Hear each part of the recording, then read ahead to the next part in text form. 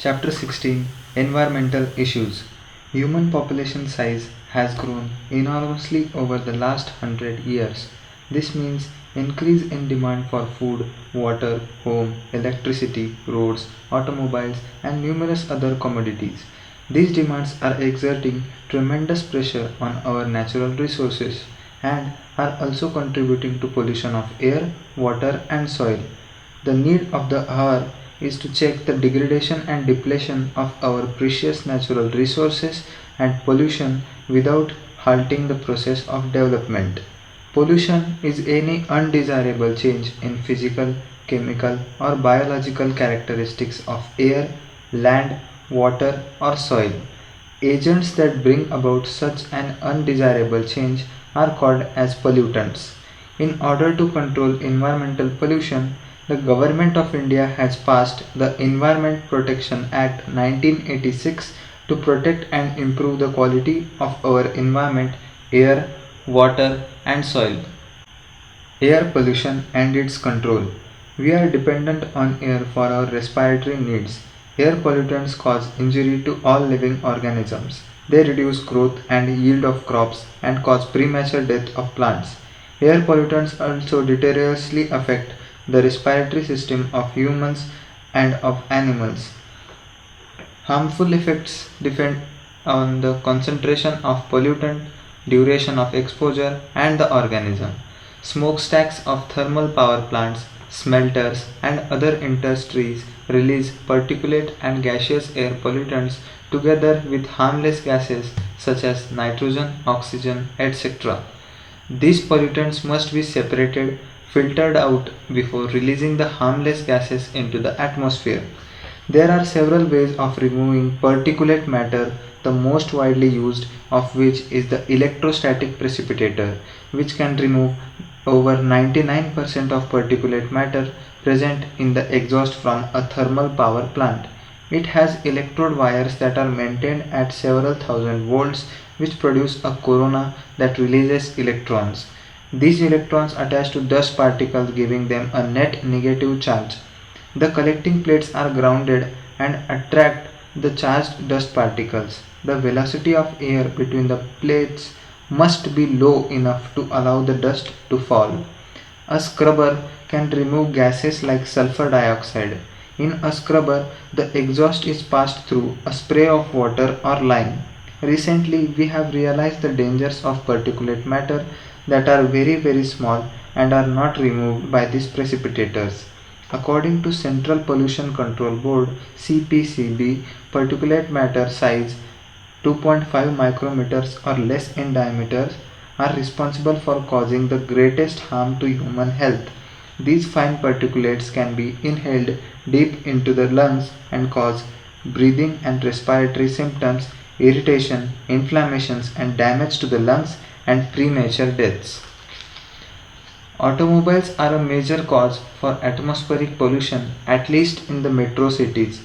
As the number of vehicles increase on the streets, this problem is now shifting to other cities too.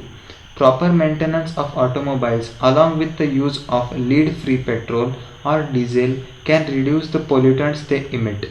Catalytic converters having expensive metals, namely platinum, palladium, and rhodium, as the catalysts are fitted into the automobiles for reducing emissions of poisonous gases. As the exhaust passes through the catalytic converter, unburnt hydrocarbons are converted into carbon dioxide and water, and carbon monoxide and nitric oxides are changed into carbon dioxide and nitrogen gas respectively. Motor vehicles equipped with catalytic converter should use unleaded petrol because lead in the petrol inactivates the catalyst. In India, the Air Prevention and Control of Pollution Act came into the force in 1981 but was amended in 1987 to include noise as an air pollutant. Noise is undesirable high level of sound. We have got to used associating loud sounds with pleasure and entertainment, not realizing that noise causes psychological and physiological disorders in humans. The bigger the city, the bigger the function, the greater the noise. A brief exposure to extremely high sound level 150 decibels or more generated by takeoff of a jet plane or rocket may damage eardrums and thus permanently impairing hearing ability. Even chronic exposure to a relatively lower noise level of cities may permanently damage hearing abilities of humans. Noise also causes sleeplessness, increased heartbeat, altered breathing pattern, thus considerably stressing humans. Considering the many dangerous effects of noise pollution, can you identify the unnecessary sources of noise pollution around you which can be reduced immediately without any financial loss to anybody? Reduction of noise in our industries can be affected by use of sound absorbent materials or by muffling noise. Stringent following of laws laid down in relation to noise like delimitation of horn-free zones around hospitals and schools, permissible sound levels of crackers and of loudspeakers, timing after which loudspeakers cannot be played, etc. need to be enforced to protect ourselves from noise pollution. Controlling vehicular air pollution, a case study of Delhi. With its very large population of vehicular traffic, Delhi leads the country in its levels of air pollution. It has more cars than the states of Gujarat and West Bengal put together. In the 1990s, Delhi ranked among the fourth of the 41 most polluted cities of the world. Air pollution problems in Delhi became so serious that a public interest litigation (PIL) was filed in the Supreme Court of India. After being censured very strongly by the Supreme Court under its directives, the government was asked to take within a specified time period appropriate measures including switching over the entire fleet of public transport, that is buses, from diesel to compressed natural gas (CNG). All the buses on the Delhi were converted to run on CNG by the end of 2002. You may ask the question as to why CNG is better than diesel. The answer is that CNG burns most efficiently, unlike petrol or diesels in the automobile, and very little of it is left unburnt. Moreover, CNG is cheaper than petrol or diesel, cannot be siphoned off by the thieves and altered by like petrol or diesel. The main problem with switching over to CNG is the difficulty of laying down pipelines to deliver CNG through distribution points, pumps, and ensuring uninterrupted supply.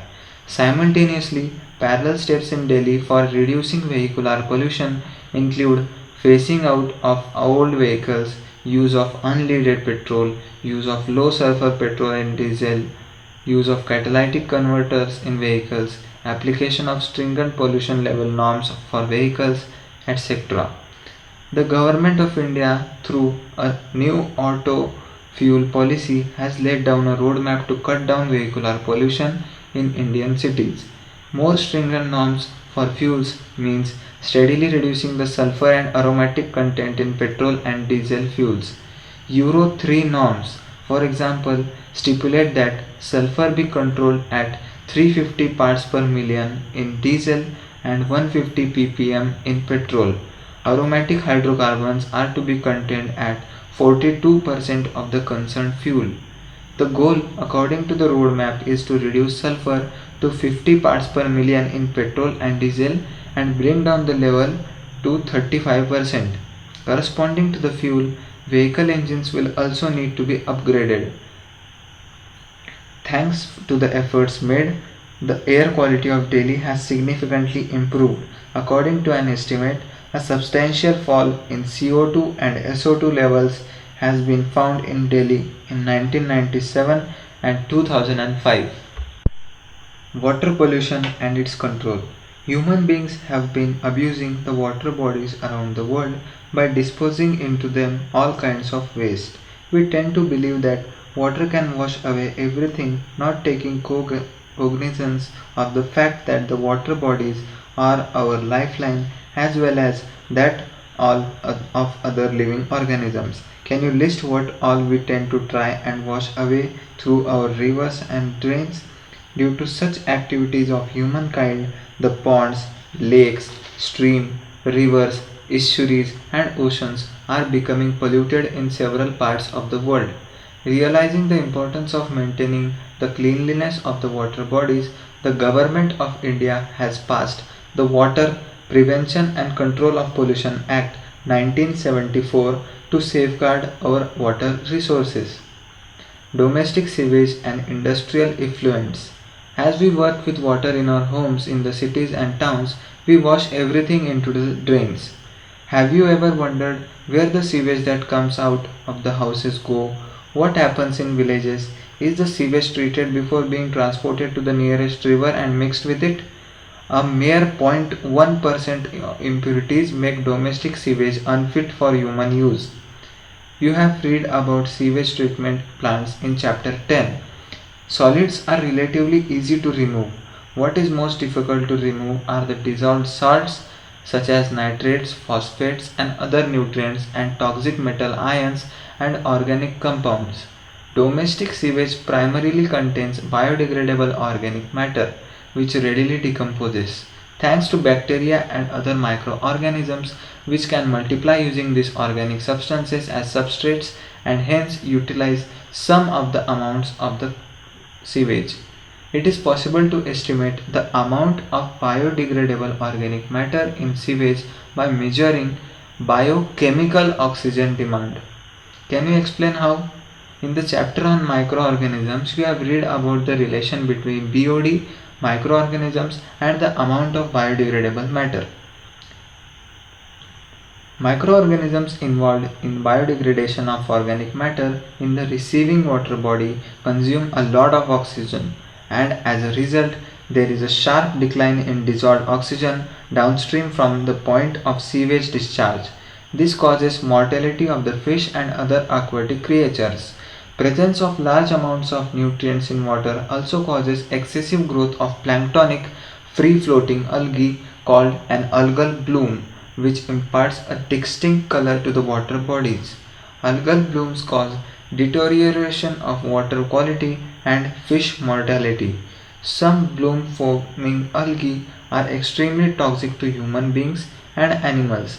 You may have seen the beautiful mauve colored flowers found on the very appearingly shaped floating plants in the water bodies. These plants, which were introduced into India for their lovely flowers, have caused havoc by their excessive growth by causing blocks in our waterways. They grow faster than our ability to remove them. These plants of water hyacinth, Eichhornia chrysoprase, the world's most problematic aquatic weed, also called terror of Bengal, they grow abundantly in eutrophic water bodies and lead to an imbalance in the ecosystem dynamics of the water body.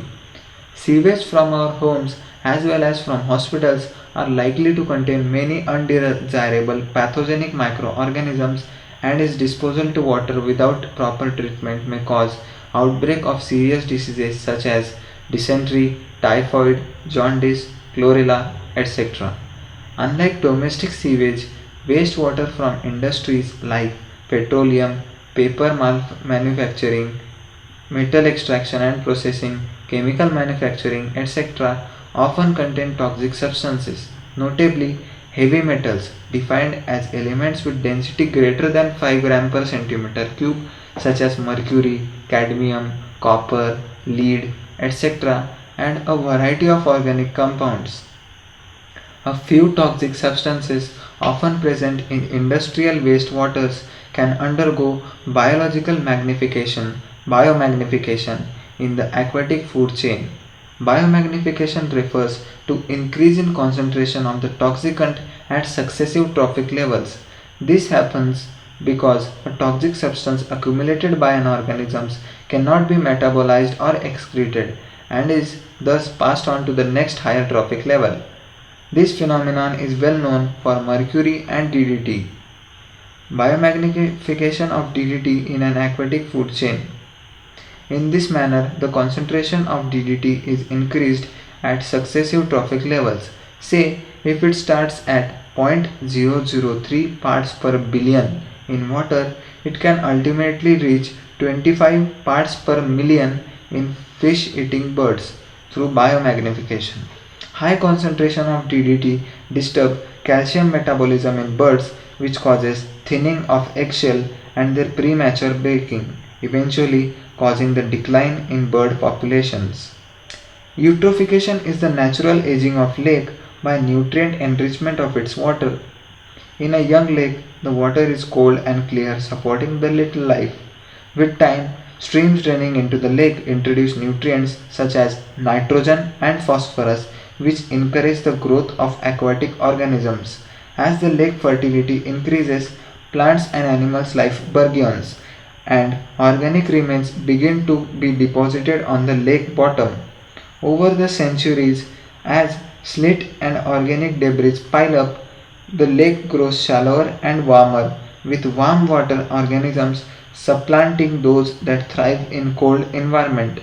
Marsh plants take root in the shallows and begin to fill in the original lake basin.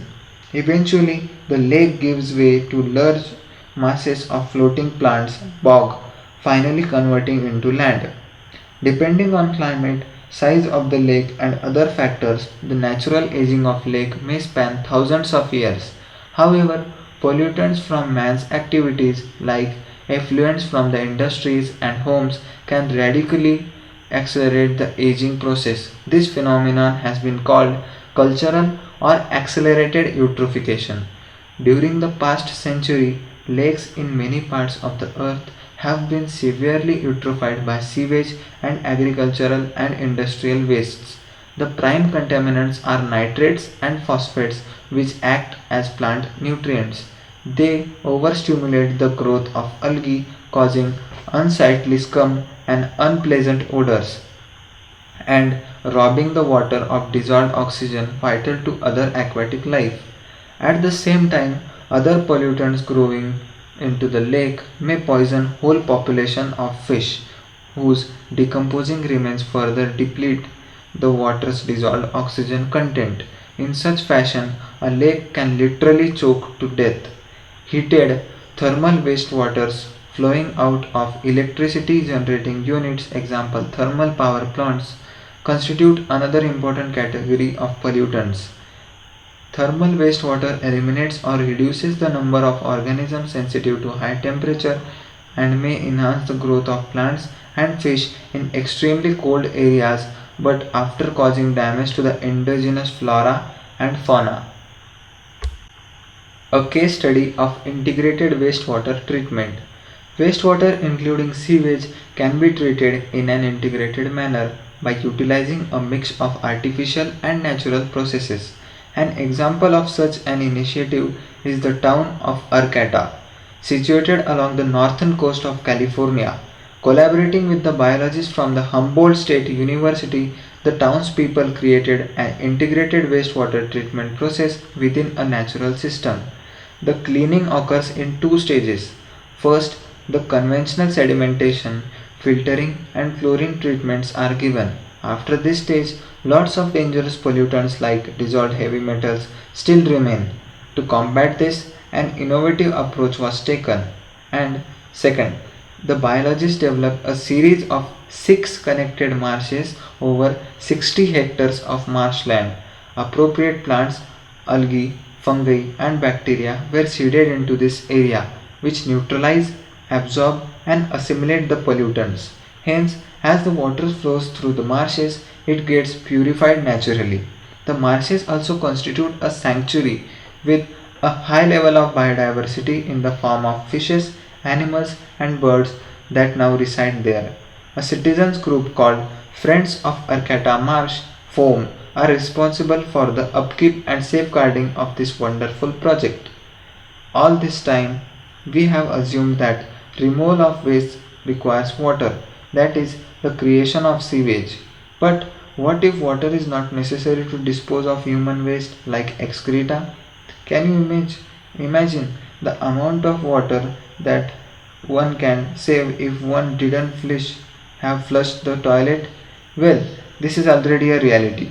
Ecological sanitation is a sustainable system for handling human excreta using dry composting toilets. This is a practical, hygienic, efficient, and cost effective solution to human waste disposal. The key point to note here that with this composting method, which is known as ecological sanitation, Human excreta can be recycled into resource as natural fertilizer, which reduces the need for chemical fertilizers. There are working eco sand toilets in many areas of Kerala and Sri Lanka.